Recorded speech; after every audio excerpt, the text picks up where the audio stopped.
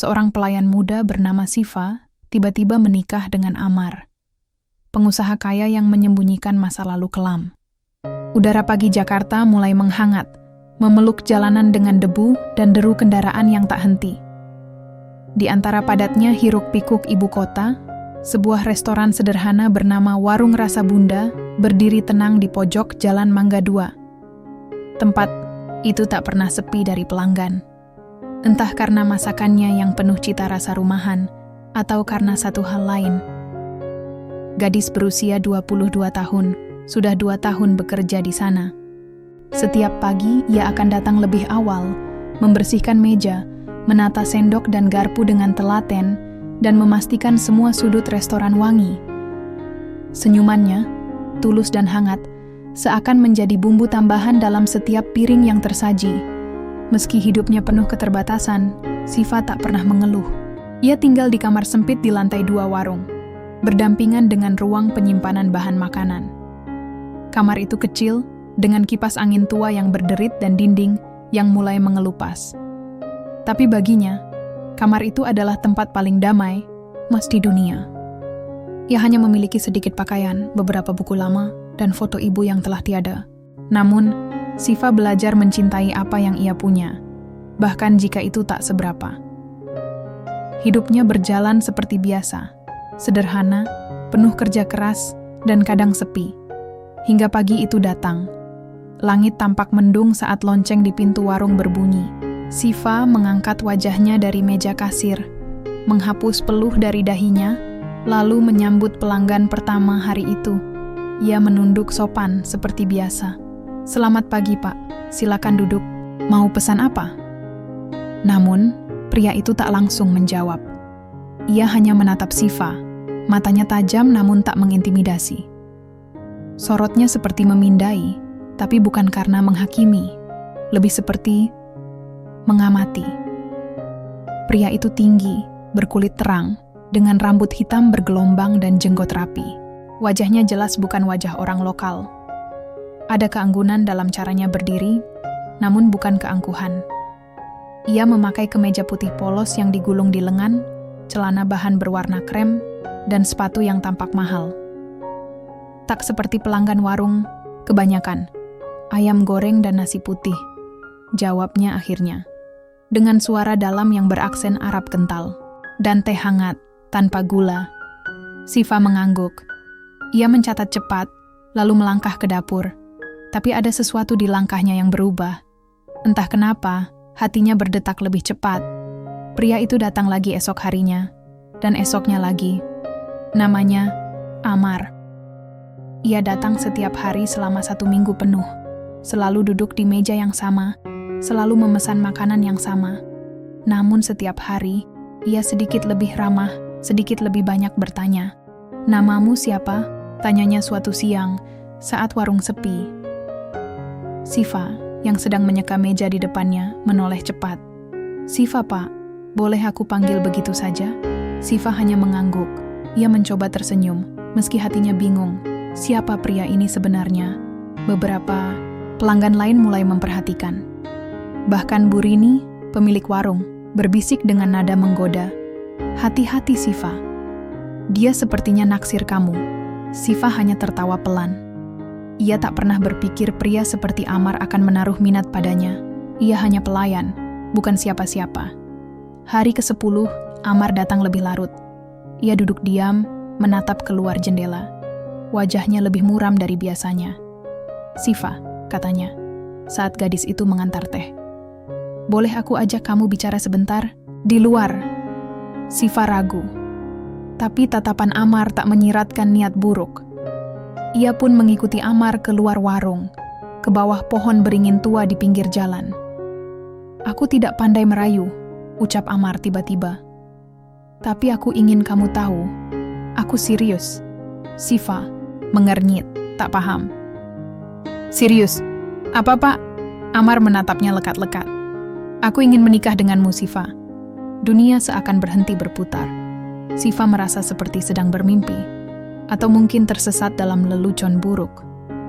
"Pak, Amar, saya ini cuma pelayan, Pak. Hidup saya jauh dari kata layak. Apa maksud Bapak bercanda? Aku tidak main-main, jawab Amar, nada suaranya tegas tapi lembut. Aku tahu kamu gadis baik, sederhana, jujur, dan kamu membuatku merasa damai. Siva menatap matanya. Ada kejujuran di sana, tapi juga ada rahasia. Aku akan memberi waktu untukmu berpikir, tambah Amar. Tapi niatku tidak akan berubah. Malam itu, Siva tidak bisa tidur. Ia duduk di ranjang kecilnya, memeluk lutut sambil menatap foto ibunya. Ia berbicara dalam hati. Ibu, apa aku salah kalau mempertimbangkan ini? Hidupku mungkin berubah. Tapi, kenapa terasa terlalu cepat, terlalu aneh? Pagi berikutnya, Amar tidak datang, pun keesokan harinya. Hingga pada hari ketiga, seorang pria berjubah putih dengan peci hitam datang ke warung. Ia memperkenalkan dirinya sebagai sepupu Amar. Ia menyampaikan lamaran resmi, tertulis. Amar ingin menikahi Siva dalam waktu dekat. Tak ada paksaan, tapi segala keperluan akan disiapkan. Siva, dengan tangan gemetar, menerima surat itu. Ia membaca pelan-pelan, mencoba mencerna kalimat demi kalimat yang seperti datang dari dunia lain. Dan pada malam kelima, ia memberikan jawabannya. Iya, saya terima. Hatinya bergetar saat mengucapkannya. Bukan karena bahagia, bukan karena takut, tapi karena perasaannya belum bisa menjelaskan segalanya. Hari pernikahan itu datang cepat. Amar mengatur segalanya, dari gaun, lokasi, hingga wali nikah. Pernikahan itu berlangsung sederhana tapi elegan. Di ruang serba putih yang sunyi, hanya keluarga Amar dan beberapa kerabat dekat hadir. Tak ada keluarga dari pihak Siva, karena memang tak ada yang tersisa. Amar mengucapkan ijab kabul dengan suara lantang. Siva mengucapkan akad dengan suara bergetar. Saat cincin melingkar di jari manisnya, Siva hanya bisa menatap tangan itu. Rasanya seperti tangan orang lain. Ia resmi menjadi istri Amar. Namun saat malam menjelang, dan mereka berdua duduk berdua di kamar yang terlalu besar dan terlalu sunyi, Siva baru menyadari sesuatu. Amar, meski tersenyum, tak benar-benar menatapnya, dan dalam senyuman itulah, Siva merasakan firasat yang sangat asing. Sesuatu yang akan mengubah segalanya. Pagi Jakarta kembali riuh, namun hati Siva masih terperangkap dalam sunyi yang tak biasa. Seminggu telah berlalu sejak hari pernikahannya dengan Amar, tapi hatinya tetap terasa asing di rumah mewah yang sunyi dan penuh gema itu. Setiap dinding, setiap jendela tinggi, bahkan bunga-bunga segar di vas kristal pun terasa tidak menyapanya. Ia terbangun di atas ranjang empuk yang tak pernah ia impikan sebelumnya. Selimutnya beraroma lavender, ranjangnya terbuat dari kayu mahal, dan kamar mandi seukuran ruang tamu di rumah kontrakan lamanya. Tapi semua kemewahan itu tak mampu menyentuh hatinya. Amar, suaminya yang kini sah di mata agama dan hukum, belum benar-benar membuka diri padanya. Sejak malam pertama, Amar bersikap sopan, terlalu sopan. Ia menatap Siva dengan pandangan yang datar namun menenangkan, seolah ia adalah tamu di rumahnya sendiri. Ia tidak kasar, tidak juga mesra. Ia seperti berdiri di batas yang tak pernah dijelaskan, membiarkan Siva menduga-duga makna dari setiap gestur dan kata-katanya. Pernikahan mereka berlangsung cepat. Tak sampai 2 minggu sejak pertama kali mereka bicara panjang. Amar mengatur semuanya. Gaun putih elegan, cincin perak berukir ayat suci, catering Timur Tengah yang hanya disentuh sedikit oleh Siva. Ia bahkan tak mengenal semua tamu yang hadir hari itu. Hanya satu yang ia tahu pasti, dia kini bukan lagi Siva yang dulu. Hari ini Siva mengenakan gamis abu-abu lembut. Ia melangkah pelan menuruni tangga marmer yang terasa dingin di telapak kaki. Rumah itu sepi, hanya suara burung dari taman belakang yang sesekali terdengar. Amar sudah pergi sejak subuh, seperti biasa. Ia hanya meninggalkan secarik catatan di atas meja makan. Ada pertemuan di kantor. Makan siang sudah dipesan. Jaga dirimu. Tak ada sapaan manis. Tak ada ucapan rindu. Hanya kalimat kaku yang rapi, dengan tulisan tangan yang tegas. Siva duduk di meja makan yang besar, sendirian, dengan piring porselen yang hanya berisi 2 potong roti gandum dan segelas susu. Ia menatap makanan itu lama, lalu menarik napas pelan. Hidup seperti ini. Sungguh membingungkan, gumamnya sendiri. Ia rindu warung kecil itu. Rindu suara kompor berdesis, rindu keluhan pelanggan yang rewel soal sambal. Bahkan rindu teguran Bu Rini yang sering memarahinya karena terlalu baik pada pelanggan. Tapi semuanya telah berubah, terlalu cepat, terlalu jauh. Sore harinya, Siva menerima kunjungan pertamanya sebagai istri Amar. Seorang wanita tua, berwajah teduh dan bersuara lembut, memperkenalkan dirinya sebagai Zainab, tante dari pihak Ibu Amar. "Anak manis, kamu cantik sekali," ujar Bu Zainab sambil merapikan kerudung Siva. "Tapi kamu juga terlihat bingung." Siva hanya tersenyum sopan. "Jangan khawatir," lanjutnya sambil menyentuh tangan Siva. Amar memang seperti itu, diam dan tertutup, tapi dia anak baik. Hanya ada banyak luka di masa lalunya. Siva ingin bertanya, tapi ia tak tahu harus mulai dari mana. "Luka seperti apa, Bu?" Zainab tersenyum sayu. "Itu cerita panjang, Nak. Mungkin belum saatnya kamu tahu semuanya. Tapi yang pasti, kehadiranmu membuat rumah ini hidup kembali." Siva ingin percaya. Tapi hatinya berkata lain. Malam hari, Amar pulang lebih awal dari biasanya. Ia tampak lelah, namun tetap membawa aura tenang yang sulit dijelaskan. Siva menyiapkan teh hangat dan duduk menemaninya di balkon belakang. Udara malam itu lembut, dan bintang-bintang terlihat samar di sela kabut kota. "Terima kasih sudah menjaga Anda rumah," ucap Amar tanpa menoleh. Siva menunduk. "Saya belum melakukan banyak hal, Mas." Amar tersenyum tipis. "Kamu sudah melakukan lebih dari cukup." Lalu hening. Siva mencoba memberanikan diri bertanya, "Kenapa, Mas memilih saya?" Amar diam sejenak. Sorot matanya menatap langit, seolah mencari jawaban di balik bintang. "Aku butuh kedamaian," jawabnya pelan. "Dan kamu memberikannya." Siva menahan napas. Jawaban itu terasa jujur, tapi juga tak lengkap. Seolah ada lapisan lain yang belum dibuka. "Apakah ini karena masa lalu, Mas?" tanyanya lagi. Nekat Amar menoleh cepat, tapi sorotnya lembut. "Semua orang punya masa lalu, Siva. Yang penting, apa yang kita lakukan dengan masa depan kita." Siva hanya mengangguk, namun hatinya tak tenang. Hari-hari berlalu. Siva mulai mengenal rumah besar itu lebih dalam.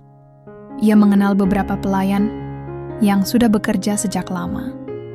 Salah satunya, Fatimah, wanita paruh baya yang sering memasak makanan Arab dan mengatur rumah tangga. Fatimah ramah, tapi selalu berhati-hati saat bicara.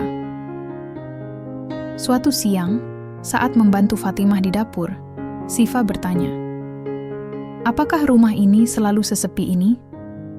Fatimah terdiam sejenak, lalu menjawab, "Dulu, tidak. Dulu, rumah ini ramai. Tapi sekarang, sudah berbeda." "Sejak kapan?" Fatimah menoleh, lalu menghela napas. "Sejak Laila tidak ada lagi." Siva menoleh cepat. "Laila?" Fatimah menutup mulut, sadar bahwa ia telah menyebut nama yang seharusnya tak diucapkan. "Maaf, Nona, saya tidak boleh bicara terlalu jauh." Namun nama itu, Laila, telah tertanam di pikiran Siva. Ia mencoba mengabaikannya, tapi rasa ingin tahunya justru tumbuh. Siapa Laila? Apa hubungannya dengan rumah ini? Dengan Amar? Dan mengapa? Saat nama itu disebut, seluruh ruangan terasa lebih dingin. Satu malam, Amar duduk bersama Siva di ruang keluarga. Mereka menonton berita di televisi, namun tak ada yang benar-benar memperhatikan. Amar menyesap tehnya, lalu berkata tanpa memandang Siva, "Minggu depan, kita akan ke Dubai. Ada pertemuan keluarga. Kamu akan bertemu dengan orang tuaku." Siva terdiam. Ia merasa belum siap. Belum siap terbang ke dunia Amar yang lebih luas, lebih rumit, lebih gelap mungkin. Tapi ia menjawab, "Baik, Mas, saya ikut." Dan di dalam hatinya ia bertanya-tanya, Apakah perjalanan itu akan membawa jawaban, atau justru membuka luka yang selama ini tersembunyi? Siva merasa seperti penumpang di kapal yang sudah terlanjur berlayar. Ia tak tahu akan dibawa kemana, tapi ia tahu satu hal pasti. Perjalanan ini belum berakhir. Bahkan mungkin baru saja dimulai. Hari itu matahari terbit. Lebih lambat, seolah enggan menyinari lembar kehidupan baru yang Siva jalani. Langit Jakarta berwarna kelabu, langka untuk sebuah pagi di pertengahan bulan yang biasanya cerah. Tapi barangkali itu pertanda bahwa tidak semua awal dimulai dengan cahaya. Siva berdiri di depan cermin tinggi berbingkai emas di kamar yang sekarang menjadi miliknya. Gaun pengantin berwarna putih susu menggantung di pundaknya dengan anggun, namun ia merasa seperti sedang mengenakan milik orang lain. Riasan wajahnya tipis, namun cukup menonjolkan garis matanya yang teduh. Mata yang hari itu penuh kebingungan, bukan kebahagiaan. Di sekelilingnya, beberapa wanita sibuk membantu merapikan kerudung dan gaun, mengucapkan selamat, memberikan senyum basa-basi. Siva menjawab dengan anggukan kecil. Bibirnya kering, tangannya dingin. "Ibu kamu pasti bangga kalau lihat kamu sekarang," ujar salah satu wanita yang ternyata saudara jauh dari pihak Amar. Ia tersenyum hangat, namun Siva hanya mampu membalasnya dengan senyum samar, "Ibu." Nama itu terasa seperti bisikan dari masa yang tak akan kembali. Siva menatap langit-langit, berusaha menahan genangan di matanya.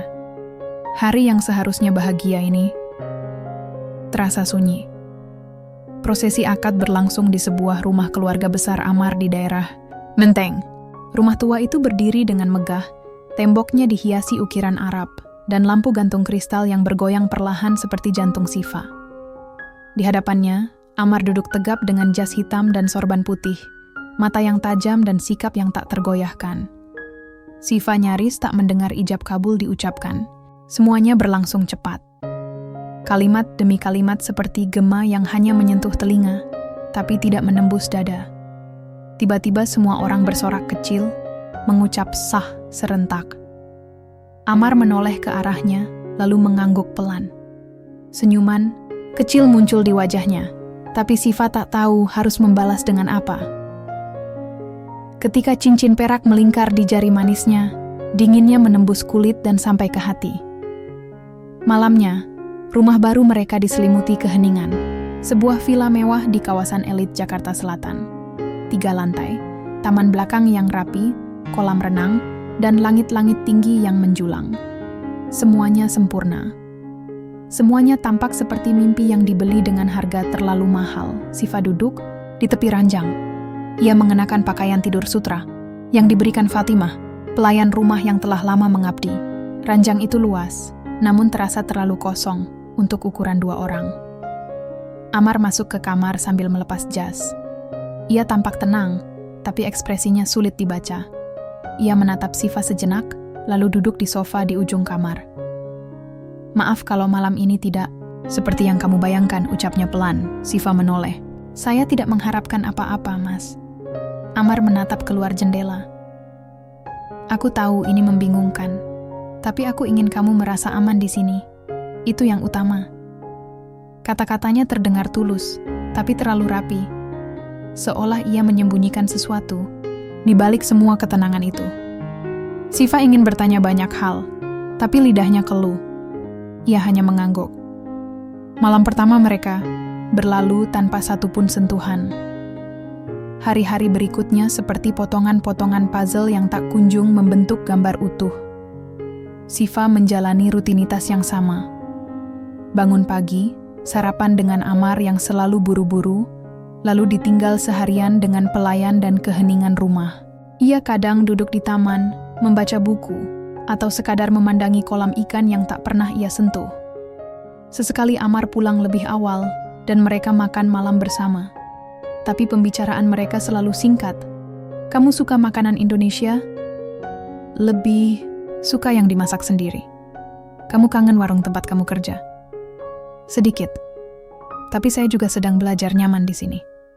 Dan kemudian, sunyi lagi.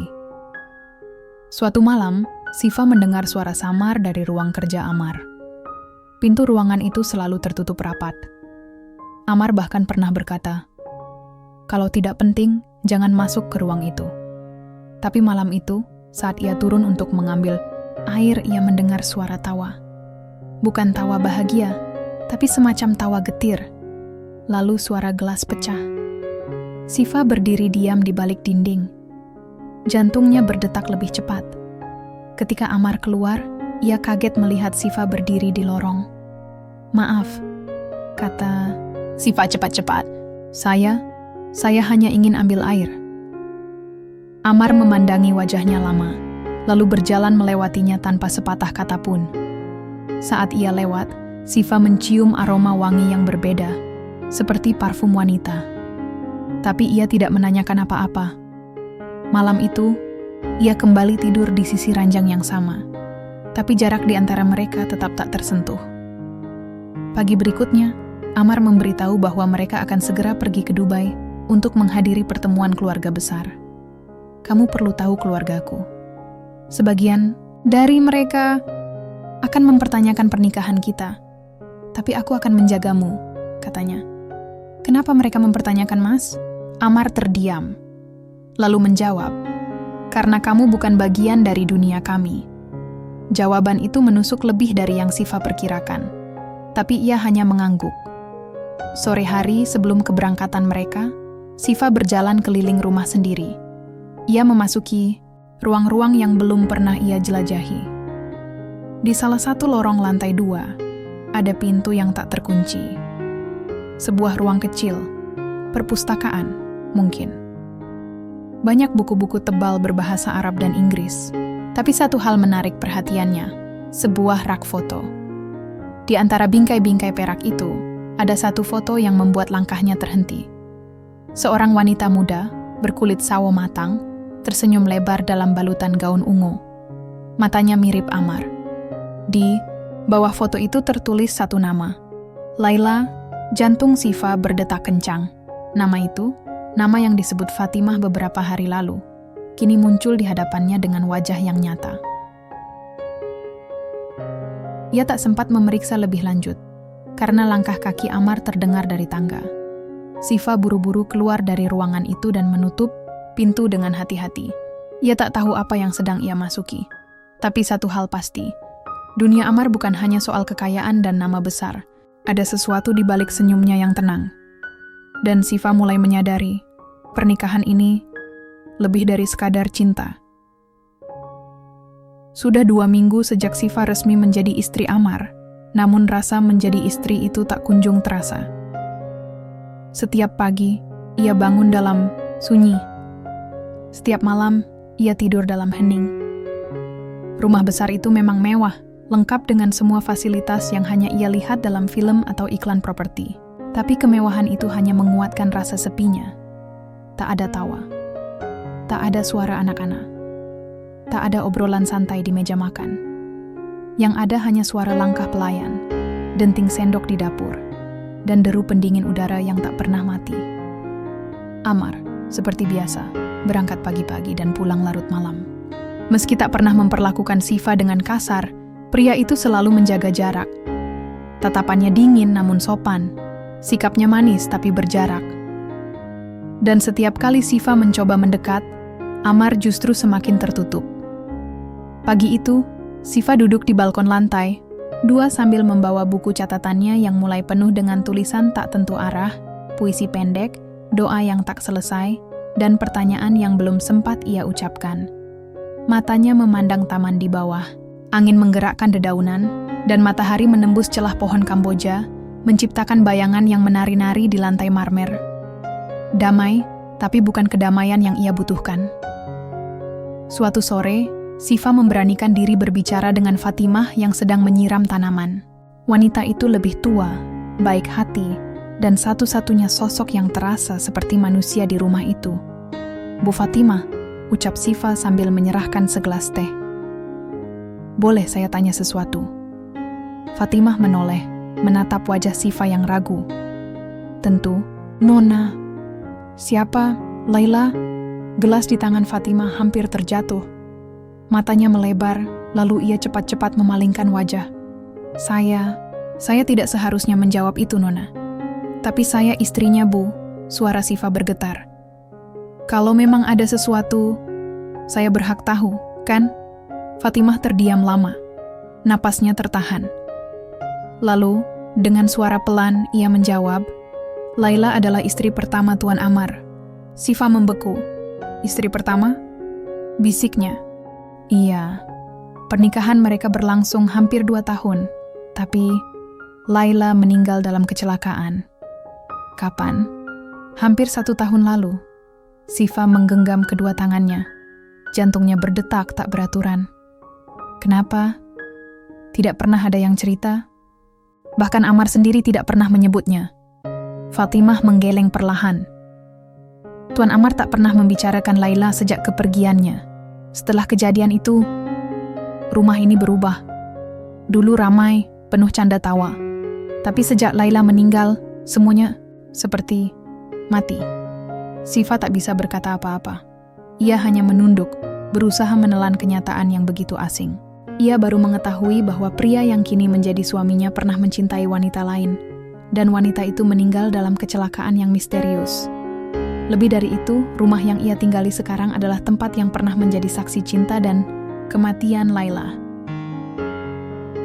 Malam itu, Sifa memberanikan diri membuka kembali ruang kecil yang sebelumnya ia temukan secara tidak sengaja. Lampu di dalamnya lembut, rak buku berjejer rapi. Di sudut ruangan, ada satu meja kerja dengan bingkai foto yang tampaknya baru ditambahkan. Ia mendekati rak foto itu. Di sana, wajah Laila tersenyum, kali ini dalam balutan hijab dan gaun panjang krem. Tatapannya hangat, bibirnya tipis, dan dari senyumannya saja Sifa bisa tahu, wanita ini pasti sangat dicintai. Di sebelah foto itu, terselip sesuatu. Sebuah amplop kecil berwarna coklat muda. Tanpa nama. Sifa memegangnya perlahan. Jantungnya berdetak cepat, seolah tubuhnya tahu bahwa sesuatu akan berubah begitu amplop ini dibuka. Dan saat ia membuka lipatannya, selembar surat muncul, ditulis dengan tulisan tangan indah yang penuh emosi. Untukmu, siapapun yang membacanya, jika kau menemukan surat ini, berarti aku telah pergi. Kematian bisa datang kapan saja, dan aku tak tahu berapa lama lagi aku bisa bertahan dengan keadaan seperti ini. Aku mencintai Amar. Tapi kadang, cinta saja tidak cukup untuk melindungi seseorang dari luka dan rahasia yang menyiksa. Ada sesuatu yang mereka sembunyikan dariku. Sesuatu yang bahkan Amar tak bisa aku ajak bicara secara terbuka. Jika aku mati karena kecelakaan, harap pastikan itu memang kecelakaan. Laila tangan Sifa gemetar. Matanya memicing, memastikan ia tidak salah baca. Surat itu terdengar seperti peringatan atau mungkin wasiat. Laila tahu ada yang tidak beres. Ia tahu ada rahasia besar di balik kehidupan mereka. Dan sekarang, surat itu berada di tangan Sifa. Amar pulang lebih cepat malam itu. Sifa tidak mengatakan apa-apa soal surat atau foto. Ia menyembunyikannya di bawah laci kamarnya, di tempat yang tidak mudah ditemukan. Tapi raut wajahnya yang tegang membuat Amar bertanya, "Kamu sakit?" Sifa menggeleng. "Hanya lelah. Kalau butuh sesuatu, tinggal bilang. Rumah ini sekarang milikmu juga." Sifa menatap mata Amar. Untuk pertama kalinya, ia mencoba menembus ketenangan itu, mencari sesuatu yang lebih dalam. Tapi Amar, seperti biasa, hanya memberikan senyum kecil, senyum yang tak pernah benar-benar menyentuh hatinya. Dan malam itu, saat Amar tertidur di sofa kamar karena alasan pekerjaan, Sifa menatap langit-langit dengan pikiran yang penuh tanya. Siapa Laila sebenarnya? Apa yang ia alami sebelum meninggal? Dan lebih penting lagi, siapa Amar sesungguhnya? Sifa merasa dirinya bukan lagi pengantin baru. Ia kini seperti penyelidik yang terperangkap dalam rumah penuh teka-teki.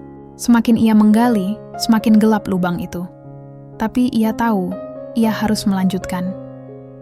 Bukan karena penasaran, tapi karena sekarang, nyawanya sendiri mungkin ada di jalur yang sama seperti Laila.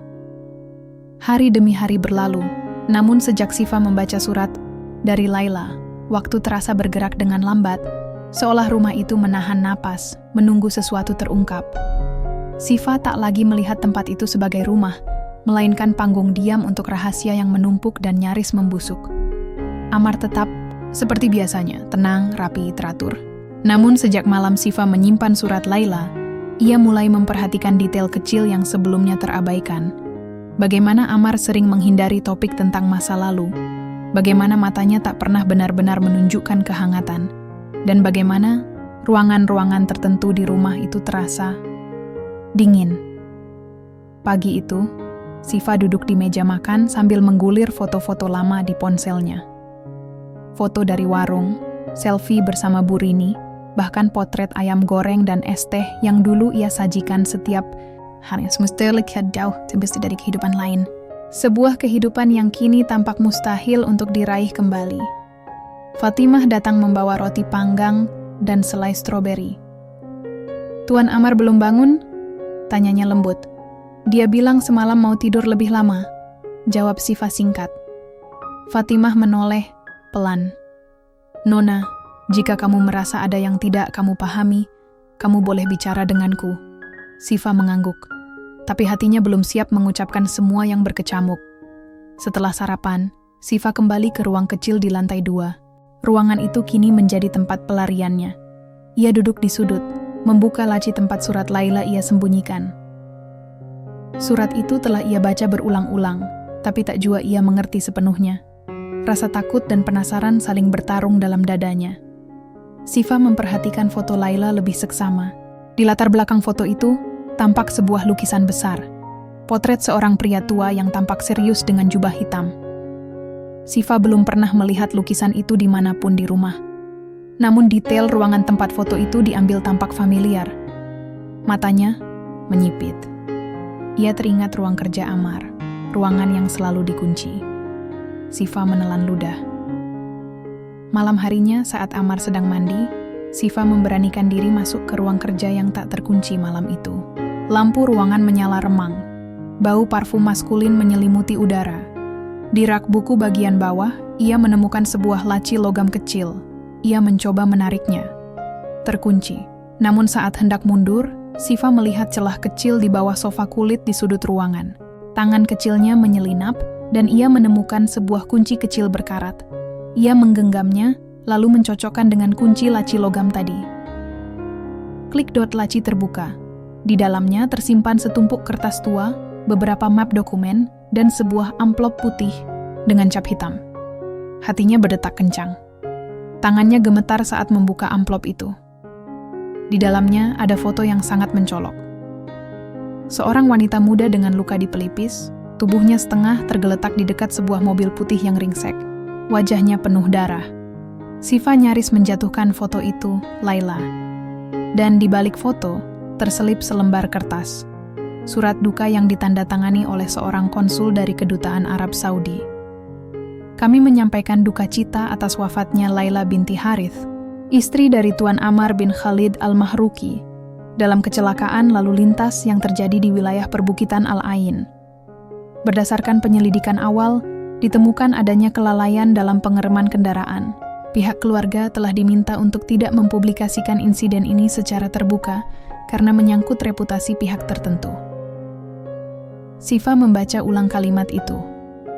Perlahan, hati-hati. Diminta untuk tidak mempublikasikan. Karena menyangkut reputasi pihak tertentu. Dunia Sifa berputar, matanya memanas. Ia menutup surat itu, menyembunyikannya kembali seperti semula, lalu melangkah keluar sebelum Amar kembali ke ruangan. Ia tak bisa tidur malam itu. Kepalanya penuh tanya. Siapa Amar sebenarnya? Apa yang sebenarnya terjadi pada Laila? Dan yang paling menyiksa, apakah aku bagian dari rencana besar yang tak pernah aku pahami? Keesokan harinya, Amar mengumumkan bahwa mereka akan berangkat ke Dubai malam itu. Sifa hanya mengangguk, meski dadanya penuh gemuruh. Ia tak tahu harus bersikap bagaimana. Di satu sisi, Amar tak pernah menyakitinya. Tapi di sisi lain, ia kini tahu ada sesuatu yang disembunyikan dengan sangat rapi. Sebelum berangkat, Fatimah membisikkan satu kalimat pelan saat membantu Sifa berpakaian. "Nona, jaga diri baik-baik di sana. keluarga besar Tuan Amar, tidak semuanya bisa dipercaya. Sifa menatap mata Fatimah. Untuk pertama kalinya, ia merasa benar-benar takut. Pesawat mereka mendarat dini hari di Bandara Internasional Dubai. Udara kering dan angin panas menyambut mereka. Amar tampak berbeda, lebih waspada, lebih kaku. Ia memegang tangan Sifa sepanjang perjalanan ke rumah keluarganya di kawasan elit Al-Barsha, namun genggamannya dingin, tanpa rasa. Sesampainya di rumah, mereka disambut oleh seorang wanita anggun berkerudung biru tua. Ia memperkenalkan dirinya sebagai ibunda Amar, Salma. Wajahnya penuh kuasa, sorot matanya tajam namun sopan. "Selamat datang di rumah kami, Sifa," ucapnya sambil memeluk Sifa singkat. "Kami sudah lama menunggu Amar membawa seseorang yang layak menggantikan Laila."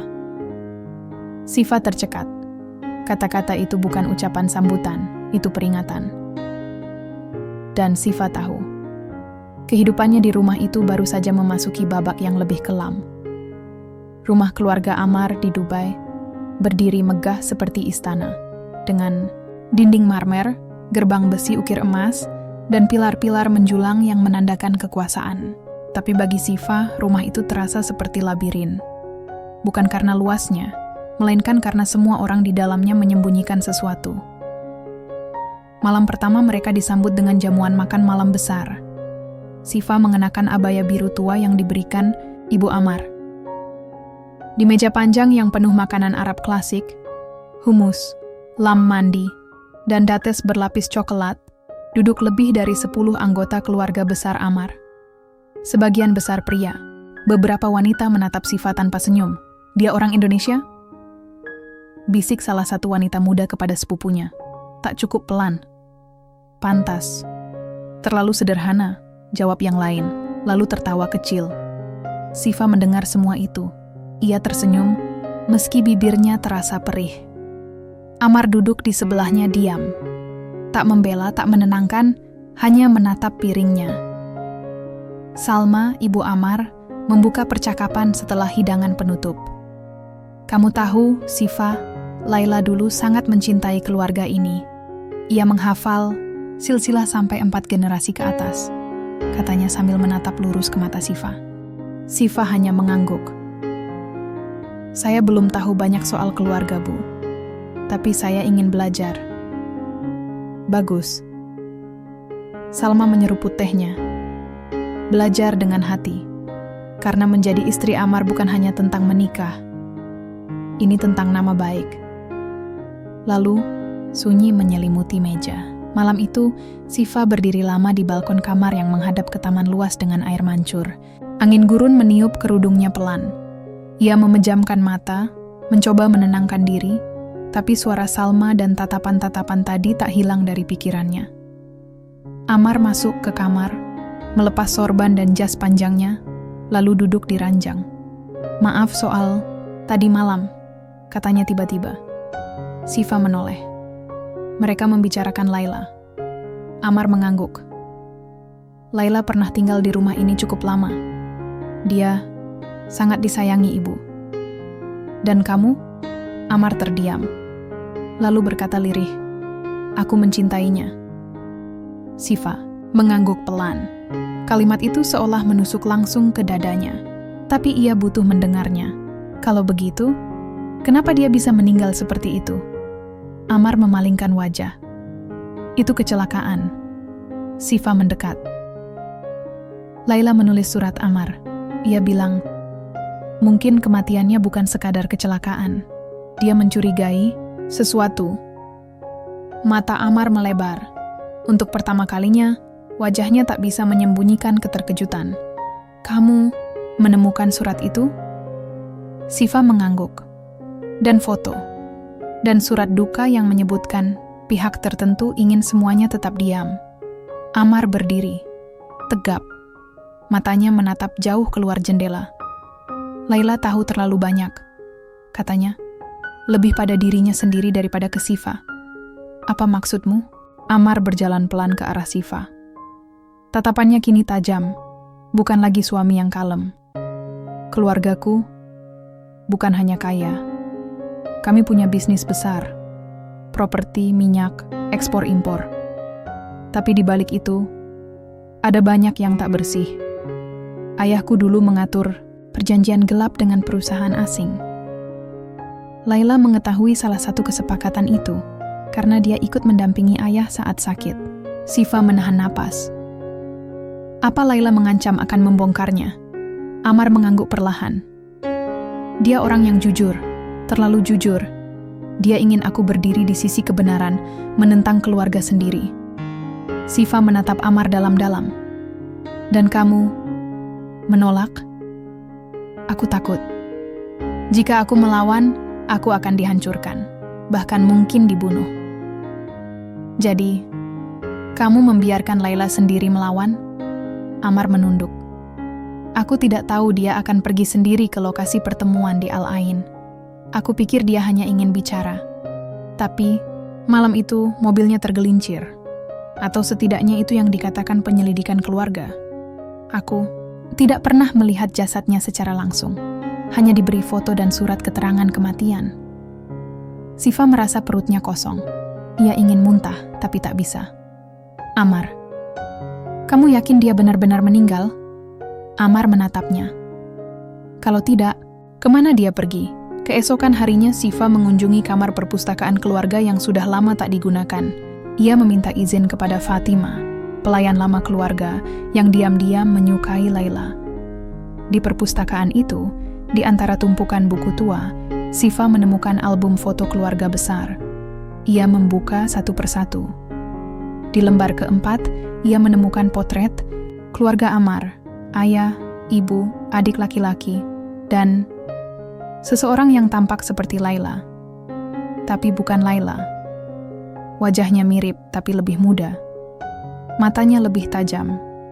Dan yang membuat Siva terkejut, wanita itu mengenakan pakaian medis. Di bawah foto tertulis, Lara binti Harith, dokter pribadi, ayah. Lara? Bisik Siva.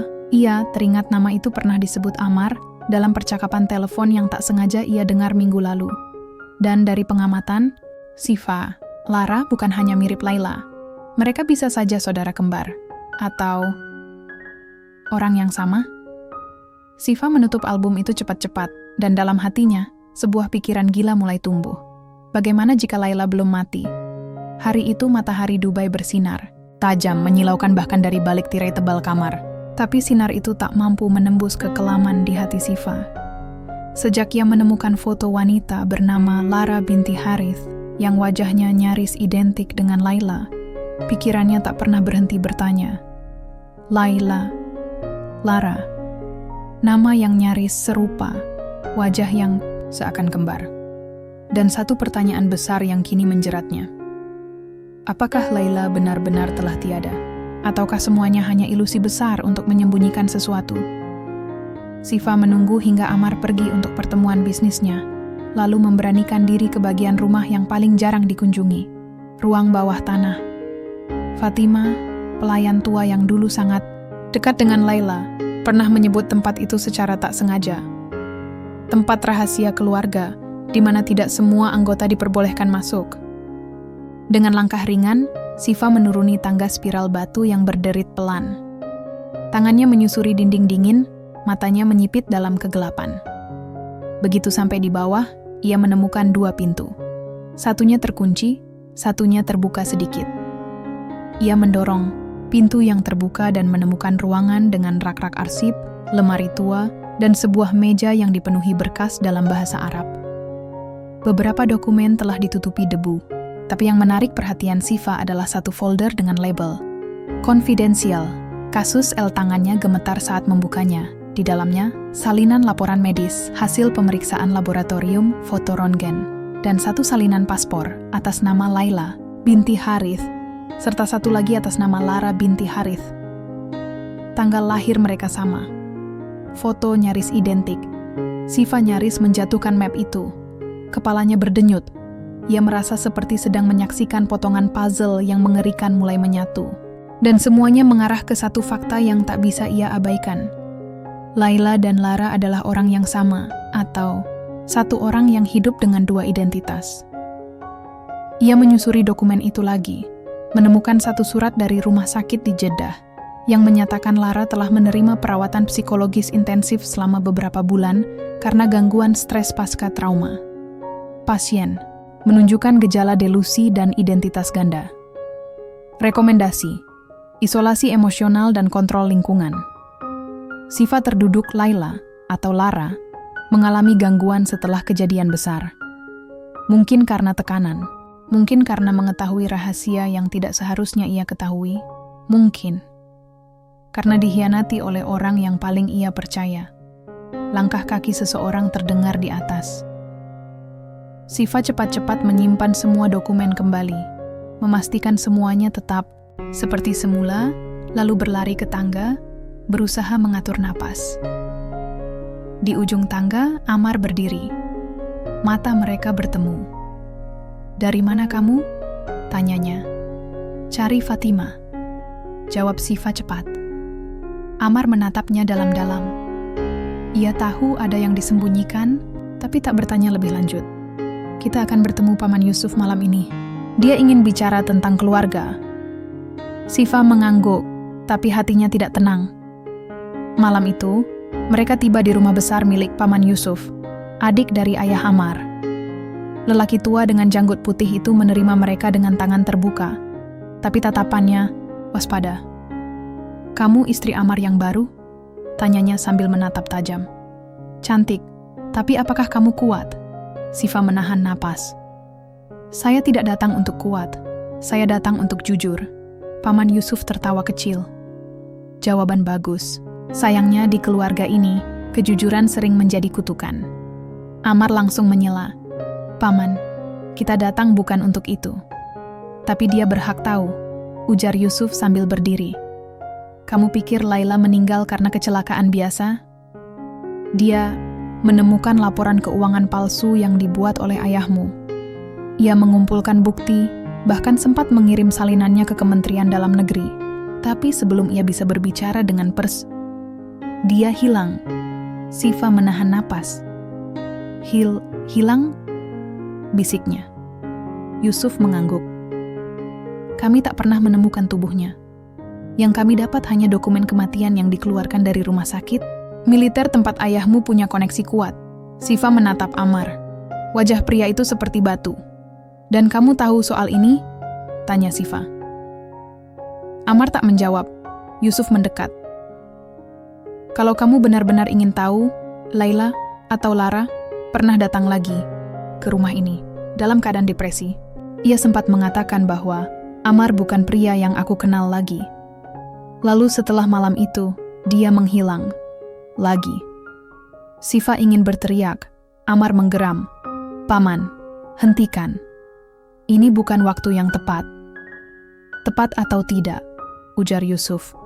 "Istri barumu perlu tahu dia mungkin sedang tidur di bayangan wanita yang masih hidup." Kalimat itu menusuk lebih dalam dari apapun.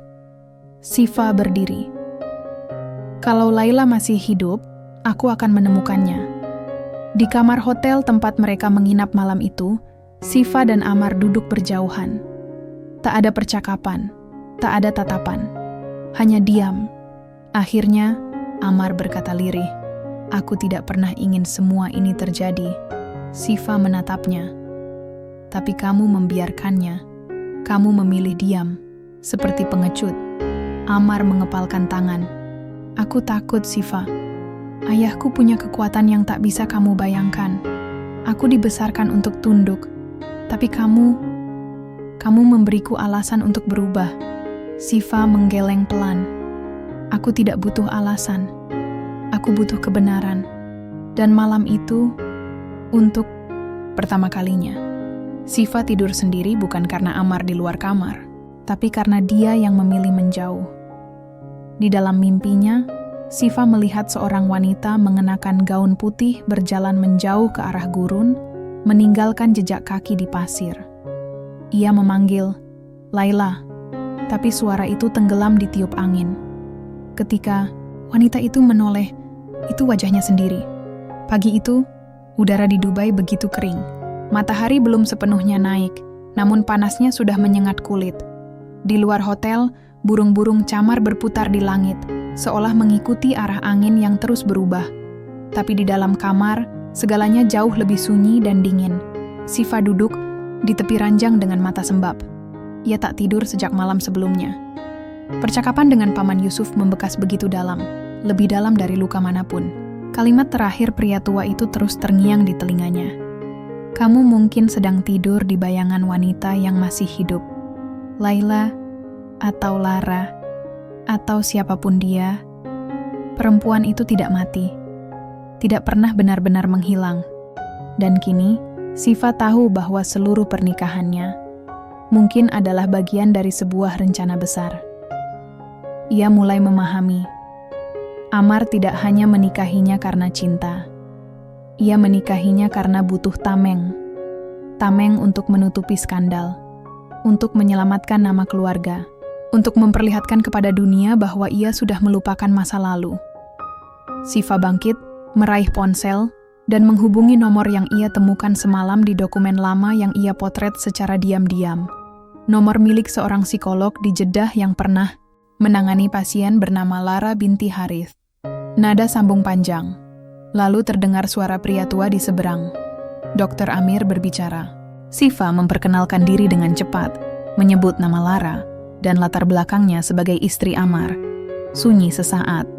Lalu suara dokter itu berubah pelan. Jika Anda istri Amar, berarti Anda dalam bahaya. Dek, kenapa? Lara, dia sangat menderita.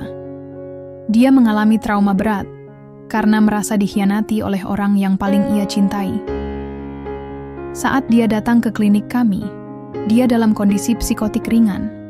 Namun bukan karena kelainan alami, tapi karena tekanan dari orang-orang di sekitarnya. Siva tak bisa berkata-kata. Dia sempat menyebut nama Amar berkali-kali. Katanya, Amar tahu segalanya, tapi membiarkan dia jatuh sendiri.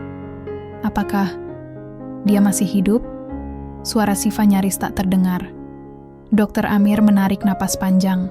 Beberapa bulan lalu dia menghilang dari pemantauan kami. Dia kabur.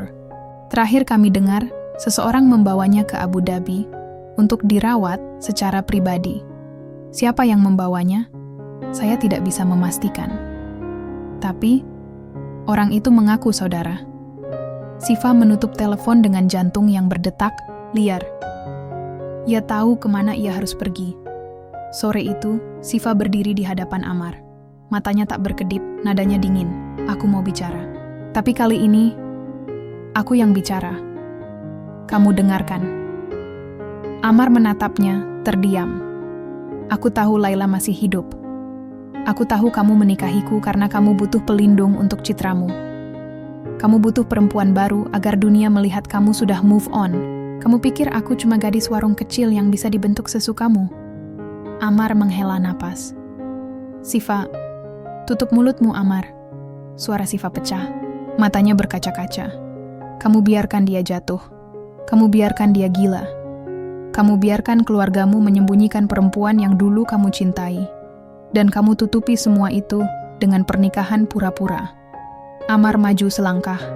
Aku mencintaimu. Siva tertawa miris. Tidak. Kamu mencintaiku karena aku bukan Laila. Karena aku tidak tahu masa lalumu.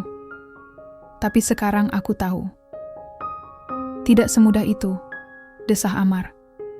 Kamu tidak tahu semua hal. Ada hal-hal yang... Siva memotong. Hal yang apa? Tentang perjanjian kotor ayahmu? Tentang laporan palsu? Tentang bagaimana Laila pernah mengumpulkan bukti, lalu tiba-tiba hilang? Wajah Amar berubah. Tegang. Diam. Jawab aku, Amar. Apakah kamu tahu dia masih hidup? Lama. Sangat lama. Akhirnya Amar mengangguk. Ya, aku tahu dia masih hidup.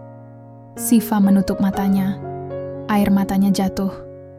Kenapa kamu tidak mencarinya? Aku dilarang, kata Amar lirih. Keluargaku, mereka memaksaku menandatangani perjanjian. Jika aku mencari Laila, aku akan kehilangan semuanya. Harta, nama, bisnis.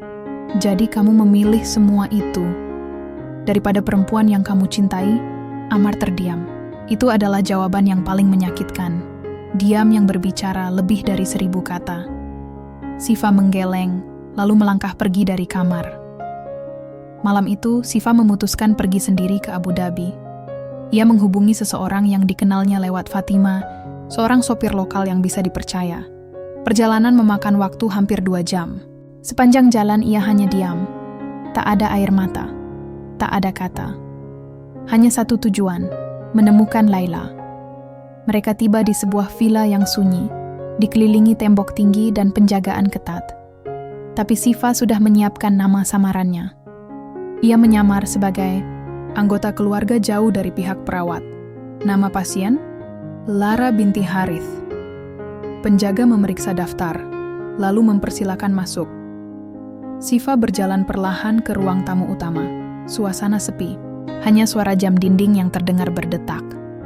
Lalu, dari lorong panjang, muncul seorang wanita. Langkahnya pelan, matanya sendu. Tubuhnya kurus, tetapi masih anggun. Dan ketika ia menatap Siva, waktu seperti berhenti. Wajah itu, wajah yang dilihatnya di foto-foto, wajah yang selalu tersenyum dalam bingkai. Laila atau Lara atau mungkin semua itu benar. Siva maju perlahan. Kamu, Laila? Wanita itu mengangguk perlahan. Saya, Siva, istri Amar. Laila menatapnya. Senyum tipis muncul. Kamu terlihat baik. Siva menahan air mata. Aku datang untukmu, karena aku tahu kamu belum mati. Laila menatap keluar jendela. Aku mati, Siva. Tapi bukan tubuhku, hanya jiwaku. Pertemuan itu mengubah segalanya. Siva kini tahu kebenaran, dan di titik itu, ia harus memilih. Diam dan menjadi bagian dari kebohongan, atau berdiri dan menentang semuanya. Pagi itu Abu Dhabi tampak sunyi, tapi di dalam villa tempat Laila bersembunyi, gemuruh masa lalu bergema keras, memenuhi setiap sudut ruang, menghantam dinding waktu yang selama ini berdiri kokoh menutup luka. Siva duduk di kursi rotan, berhadapan langsung dengan Laila. Perempuan itu tampak jauh berbeda dari sosok di foto-foto lama. Rambutnya kini pendek, wajahnya pucat, namun sorot matanya tajam seperti sembilu. Kenapa kamu sembunyi? Tanya Siva pelan. Laila menarik napas panjang, lalu menatap lurus ke arah Siva. Karena dunia ini tidak pernah memilihku, Siva. Karena mencintai orang seperti Amar berarti memilih untuk dihancurkan perlahan. Siva mendengarkan dalam diam. Aku sempat percaya Amar akan berdiri di sisiku, lanjut Laila. Tapi pada akhirnya, dia memilih namanya sendiri.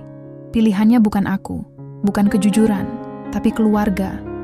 Tapi kamu masih hidup, ya. Tapi hidup seperti ini bukan hidup, Siva. Ini pengasingan. Aku tidak bisa keluar. Tidak bisa bicara. Tidak bisa menunjukkan siapa aku sebenarnya. Aku hantu. Siva memejamkan mata sejenak. Semua yang ia khawatirkan benar adanya. Amar membungkam masa lalu dengan cara paling keji, menghapus jejak perempuan yang pernah ia cintai. Kenapa kamu tidak melawan? Laila tertawa hambar. Kamu pikir aku tidak mencoba? Aku punya bukti, dokumen, rekaman, bahkan saksi. Tapi setiap kali aku melangkah, mereka menarikku kembali. Saudara Amar, ibunya, orang-orang yang menyembah nama keluarga lebih dari Tuhan. Mereka menyuap klinik tempat aku dirawat. Mereka buat aku seolah gila. Siva terdiam. Tubuhnya gemetar. Lalu, kenapa aku? Tanyanya akhirnya. Laila menatapnya. Lama. Kamu gadis baik, murni. Tak punya beban masa lalu. Mereka pikir kamu sempurna untuk menggantikan posisiku. Perempuan baru, citra baru, lembaran baru. Sementara aku mereka kubur hidup-hidup di balik pintu besi. Siva tak sanggup berkata-kata, dan tiba-tiba ia tahu. Kebenaran ini tidak bisa ia bawa pulang begitu saja. Kebenaran ini berat, berbahaya, tapi harus dibawa keluar. Aku akan bantu kamu, ucap Siva mantap. Aku akan keluarkan kamu dari sini. dan dunia harus tahu kebenaran. Laila tersenyum lemah. Kamu tidak tahu apa yang kamu katakan. Aku tahu, dan aku siap. Siva kembali ke Dubai malam itu dengan wajah dingin dan hati yang sudah dibuat baja. Di kamar hotel, Amar sedang duduk di depan laptop, meninjau laporan keuangan seperti biasa. Ketika ia melihat Siva masuk, ia berdiri. "Kamu kemana saja?" tanyanya. Siva hanya menatapnya. "Aku bertemu Laila." Darah mengalir keluar dari wajah Amar seketika. "Kamu bertemu dia?" Siva mengangguk. Dia masih hidup, dan dia ingin bicara. Amar menutup laptopnya perlahan. "Kamu tidak tahu apa yang kamu lakukan." "Aku tahu persis," sahut Siva cepat. "Aku tahu aku menikah dengan pria yang membiarkan perempuan lain dikurung dan dihapuskan dari dunia hanya demi nama baik keluarganya." Amar mengepalkan tangannya. Tapi bukan marah, lebih pada panik. "Siva, tolong. Jangan ganggu ini. Jangan ganggu hidup kita. Ini bukan hidup, Amar. Ini kebohongan. Dan aku tidak akan jadi bagian darinya." Amar menghampiri Siva, memegang bahunya. "Kalau kamu bicara, keluargaku bisa menghancurkanmu. Mereka bisa buat kamu lenyap." Siva menatapnya. "Kalau begitu, biar kita lenyap bersama." Tapi Laila, dia harus bebas. 2 hari kemudian, Siva mengatur pertemuan rahasia dengan jurnalis independen dari Eropa yang pernah menulis tentang pelanggaran HAM di Timur Tengah. Dengan bantuan Fatima dan sopir kepercayaannya, Siva berhasil membawa Laila diam-diam ke perbatasan Oman, di mana mereka bertemu di sebuah villa kecil di dekat gurun. Di sana, Laila menceritakan segalanya. Rekaman wawancara berlangsung 3 jam. Ia membuka semua dokumen yang ia bawa dari villa, termasuk salinan surat, foto-foto, dan bukti penyalahgunaan kekuasaan. Setelah selesai, jurnalis itu menatap mereka dalam diam. "Jika ini keluar," katanya pelan, "akan ada badai besar." Siva mengangguk. "Biarkan badai datang, tapi biarkan dia bebas." Malam sebelum mereka kembali ke Jakarta, Amar muncul di depan villa tempat Siva menginap. Ia datang sendiri, tanpa pengawal, tanpa kendaraan mencolok. Siva keluar menemuinya. "Aku tahu kamu yang melakukannya," katanya datar. "Dan kamu tidak bisa menghentikannya." Amar menatap Siva, kali ini bukan sebagai suami, tapi sebagai lelaki yang tahu semuanya telah berubah. "Kalau semua ini benar-benar dipublikasikan, aku akan kehilangan segalanya." Siva mengangguk. "Mungkin, tapi kamu akan mendapatkan satu hal." "Apa?" "Kebenaran." Amar menunduk. Lama. Kemudian ia berkata pelan, nyaris seperti doa. "Mungkin kamu lebih kuat dari yang aku kira, Siva." Siva hanya menatap langit malam. Bintang-bintang bersinar redup, tapi cukup untuk menerangi langkah-langkah baru yang akan mereka tempuh. 2 minggu kemudian, dunia geger. Artikel utama dengan judul besar terpampang di berbagai portal berita. Mantan istri pengusaha Timur Tengah ditemukan setelah hilang bertahun-tahun. Kisah penahanan, pemalsuan, dan pengkhianatan keluarga berkuasa. Wajah Laila muncul di mana-mana, bersama bukti, bersama rekaman. Siva menonton semuanya dari rumah kecilnya di Jakarta. Ia duduk di depan televisi bersama Bu Rini, yang kini sudah tahu segalanya. "Aku pikir kamu hanya gadis warung yang naif," kata Bu Rini sambil memeluknya. "Tapi ternyata, kamu penyelamat." Siva hanya tersenyum, tapi air matanya tak terbendung. Bukan karena sedih, tapi karena akhirnya kebenaran menang. Meski harus dibayar dengan kehilangan, pengkhianatan, dan rasa sakit. Hari-hari berlalu begitu cepat setelah artikel itu dipublikasikan. Dunia yang dulunya terasa terperangkap dalam kebohongan Amar kini terbelah, seperti peluru yang menembus gelas kaca yang rapuh. Namun, meskipun media ramai membahasnya, kehidupan pribadi Siva tetap tak pernah sama. Hati yang pernah dipenuhi kebingungannya, kini telah terurai, namun dengan cara yang tak pernah ia bayangkan sebelumnya. Siva duduk di sebuah kafe sederhana di sudut Jakarta, Di tempat yang sama ia pernah bekerja bertahun-tahun lalu. Angin sore yang lembut menyentuh kulitnya. Ia menatap secangkir kopi di depannya, merenung tentang segala yang telah terjadi, segala yang harus ia lepaskan. Sudah cukup, Siva, pikirnya. Kini waktunya untuk memilih jalan baru. Langkah-langkahnya yang dulu tampak terjebak dalam labirin tak terhingga kini terasa lebih pasti. Sebelum semuanya mengalir begitu cepat. Sebelum Amar menjadi bagian dari masa lalu yang terhapus. Sebelum dunia tahu siapa dirinya sebenarnya, Siva tahu bahwa ia harus memulai hidupnya dengan cara yang lebih sederhana dan lebih bebas. 2 minggu setelah wawancara dengan Laila yang mengguncang dunia bisnis dan politik Timur Tengah, Siva memutuskan untuk kembali ke Jakarta. Ia menginap di rumah Bu Rini yang dulu begitu baik padanya. Di rumah itu, Siva merasa menemukan kedamaian yang tak pernah ia rasakan selama berada di dunia Amar. Dunia yang gemerlap, penuh kebohongan dan kepalsuan. Bu Rini menyambutnya dengan hangat. "Kamu tahu, saya sangat bangga padamu, Siva," katanya sambil menyodorkan secangkir teh hangat. "Kamu sudah melawan semua ketidakadilan yang menimpa kamu dan Laila." Siva tersenyum. Meskipun hatinya terasa begitu berat, "Aku hanya ingin melakukan yang benar, Bu. Meski itu berarti harus merelakan semua yang pernah aku punya." Setelah kejadian itu, dunia Amar tak pernah sama lagi. Keluarganya hancur, citranya tercoreng, dan nama baik perusahaannya mulai merosot. Tapi satu hal yang tak bisa Siva pungkiri, Amar masih berusaha untuk menghubunginya. Setiap hari, ada pesan atau panggilan tak terjawab, tapi Siva selalu mengabaikannya.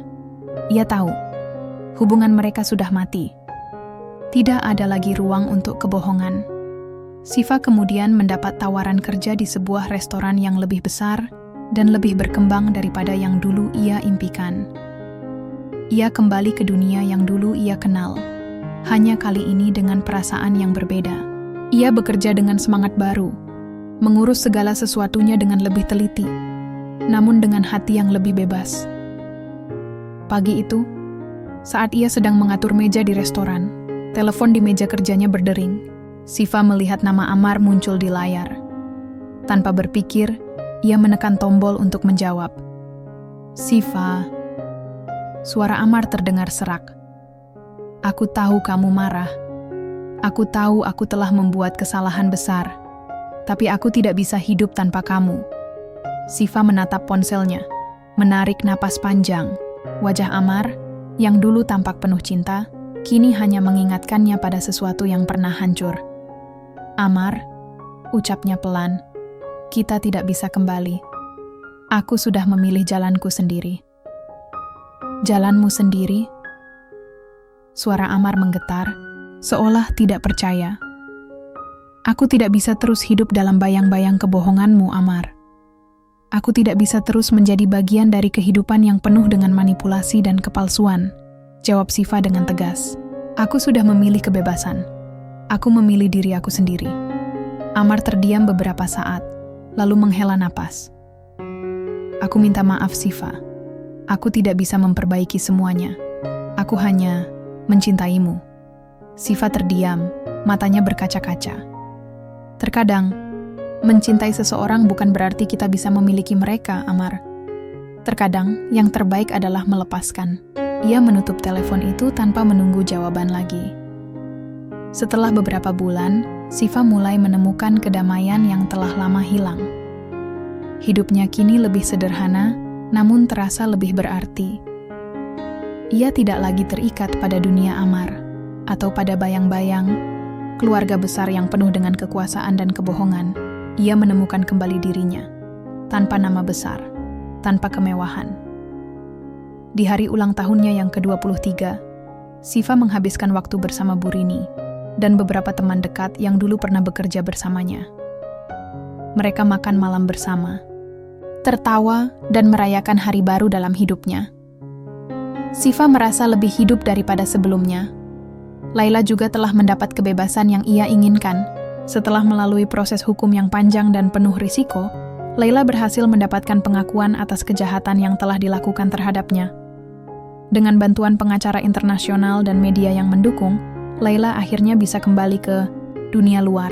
meski masih jauh dari kehidupan yang dulu ia impikan. Namun, ia kini bebas, dan itu lebih dari cukup baginya. Siva pernah sekali bertanya kepada Laila melalui surat elektronik, "Apakah kamu bahagia?" Laila membalas dengan kata-kata yang sederhana, namun penuh makna.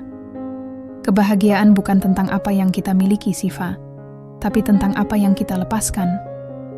Hari itu Siva berdiri di depan sebuah pantai di Jakarta. Angin laut menyapu rambutnya. Langit tampak luas dan tak terbatas, begitu juga masa depannya. Ia menatap horizon dengan hati yang penuh harapan. Ia tahu bahwa perjalanan hidupnya masih panjang, dan meskipun ia telah melalui banyak penderitaan, ia sekarang lebih siap daripada sebelumnya untuk melangkah maju. Senyum itu kembali muncul di wajahnya, senyum yang lebih lebar, lebih penuh makna, karena kali ini senyumnya adalah senyum kebebasan. Ia tahu, kebahagiaan sejati datang bukan dari memiliki segalanya, tetapi dari melepaskan hal-hal yang tidak lagi melayani dirinya. Dan dengan melepaskan Amar, dengan melepaskan segala kebohongan yang mengikatnya, Siva akhirnya menemukan jalan yang selama ini ia cari. Jalan yang dipilih hati. Dan pada akhirnya, jalan itu membawa Siva ke tempat yang jauh lebih indah, ke dalam dirinya sendiri.